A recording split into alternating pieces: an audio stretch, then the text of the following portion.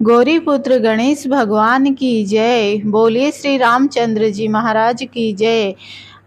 प्रिय भक्तों, आज मैं आपको गंगा दशहरा व्रत कथा सुनाने जा रही हूँ। तो आप सभी लोग बड़ी ही श्रद्धा और प्रसन्न चित्त मन से इस कथा को पूरा अवश्य सुनिएगा।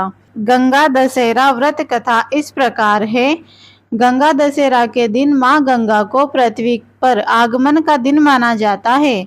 मान्यता है कि गंगा नदी में स्नान करने से जीवन के सभी पाप धुल जाते हैं।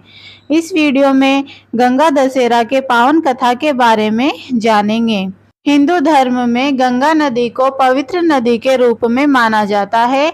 मान्यता है कि भगवान श्री राम के पूर्वज महाराज भागीरथ के तपस्या से प्रसन्न होकर मां गंगा पृथ्वी पर आई थी। इसके अलावा पुराणों में यह कहा गया है कि गंगा नदी का अस्तित्व पृथ्वी पर आदि काल तक रहेगा। जब कलयुग के प्रकोप से सभी चीजें विलुप्त हो जाएगी, उसके बाद भी माँ गंगा पृथ्वी पर ही बहेगी। धार्मिक पर्व एवं अवसरों पर माँ गंगा के स्नान के लिए तीर्थ स्थलों पर श्रद्धालुओं की भीड़ उमड़ती है। आज के इस वीडियो में हम गंगा दशहरा के पावन कथा के बारे में जानेंगे। गंगा दशहरा व्रत कथा इस प्रकार है। अयोध्या के महाराज राजा दशरथ और श्री राम को आप सभी जानते ही होंगे। उनके ही पूर्वज राजा भागीरथी को अपने पूर्वजों के तर्पण के लिए गंगा जल की आवश्यकता पड़ी थी। तब उनके पास गंगा जल नहीं था, क्योंकि उस समय गंगा जी केवल स्वर्ग में ही बहा करती थी।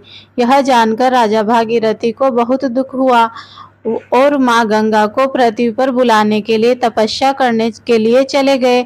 उन्होंने सालों तक कठोर तपस्या की, लेकिन उन्हें कोई सफलता नहीं मिली। जिसके बाद राजा भागीरथी दुखी होकर कैलाश पर्वत पर चले गए और उन्होंने फिर से कठोर तपस्या की, जिसे देखकर माँ गंगा राजा से प्रसन्न हुई और आशीर्वाद देते हुए कहा कि आपकी क्या इच्छा है जिसे मैं पूरा कर सकती हूँ।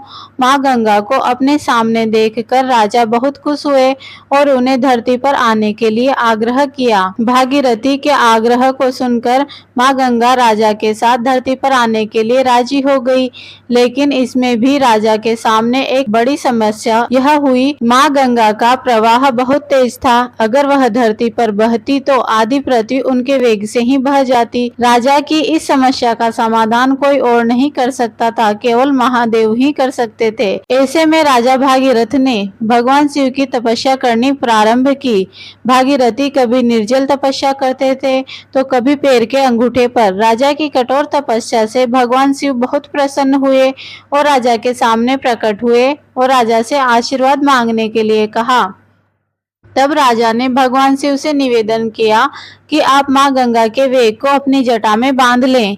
भगवान भोलेनाथ ने राजा की इच्छा स्वीकार की और ब्रह्मा जी ने अपने कमंडल से धारा प्रवाहित किया और शिव जी ने माँ गंगा को अपनी जटा में बांध लिया। इस दिन हुआ था माँ गंगा का धरती पर आगमन।